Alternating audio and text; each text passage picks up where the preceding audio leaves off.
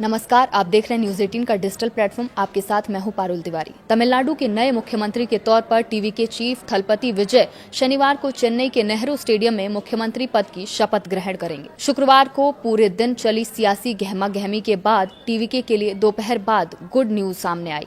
समर्थन मिलने के बाद विजय तीसरी बार राज्यपाल से मिले और समर्थन के पत्र को सौंपा। तमिलनाडु विधानसभा चुनाव करिश्माई प्रदर्शन करने वाले टीवीके के प्रमुख थलपति विजय शनिवार को सीएम की शपथ लेंगे। शुक्रवार का दिन तमिलनाडु की राजनीति के लिए गहमा गहमी वाला रहा। सत्ता की चाबी लेकर बैठी सीपीआई, सीपीआईएम और वीसीके जैसे ही विजय को समर्थन देने का ऐलान किया, वैसे ही गम में डूबे टीवीके समर्थक जश्न में डूब गए। शाम 6 बजे के बाद थलपति विजय अपने आवास से निकलकर राज्यपाल राजेंद्र विश्वनाथ आलेकर से मिलने पहुंचे। विजय ने राज्यपाल से मुलाकात में उन्हें अन्य दलों के समर्थन की चिट्ठी सौंपी। इसके बाद विजय के शपथ लेने का रास्ता साफ हो गया।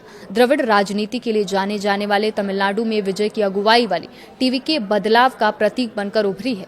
टीवीके चीफ विजय को सीपीआई, सीपीएम, वीसीके और आईयूएमएल ने समर्थक देने का ऐलान किया है।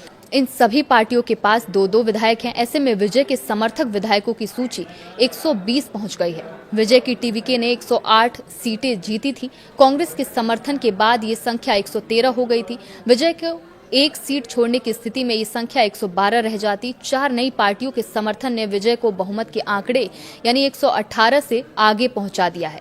वाम दलों ने विजय को बिना शर्त समर्थन देने का ऐलान किया है।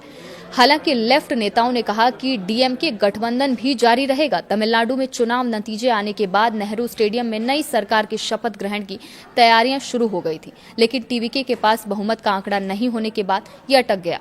तमिलनाडु में थलपति विजय के तौर पर लोगों के दिलों में राज करने वाले दक्षिण भारत के इस अभिनेता ने 2 साल पहले टीवीके बनाई थी। चुनावों में टीवीके की सबसे बड़ी पार्टी बनने पर राज्यपाल से पहली बार 6 मई को मिले थे। इसके बाद विजय ने 7 मई और फिर 8 मई को मुलाकात की। तीसरी बार जब विजय राज्यपाल के सामने पहुंचे तो विश्वास से भरे हुए थे। उन्हें देखकर राज्यपाल भी मुस्कुराए। बीजेपी ने विधानसभा में विश्वास मत की वोटिंग में हिस्सा नहीं लेने का ऐलान किया है।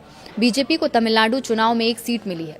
टीवीके की सरकार का रास्ता साफ होने के बाद अब सभी की नजरें एआईडीएमके के रुख पर लगी हैं कि एडापल्ली पलानीस्वामी अब क्या करेंगे, क्योंकि एडीआईएमके में काफी विधायक विजय को समर्थन देने के पक्ष में हैं।